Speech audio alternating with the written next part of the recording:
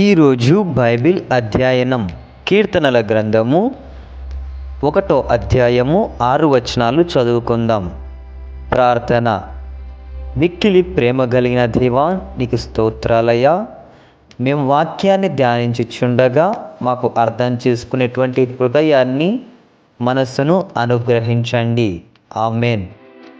దుష్టుల ఆలోచన చొప్పున నడవక, పాపుల మార్గమున నిలవక, అపహాసకులు కూర్చుండు చోటున కూర్చుండక, యెహోవా ధర్మశాస్త్రమునందు ఆనందించుచు దీవారాత్రము దానిని ధ్యానించువాడు ధన్యుడు. అతడు నీటి కాలువల ఓరున నాటబడినదై ఆకువాడక తన కాలమందు ఫలమిచ్చు చెట్టు వలె నుండును. అతడు చేయునదంతయు సఫలమగును. దుష్టులు అలాగునుండక గాలి చెదరగొట్టు పొట్టు వలె నుందురు.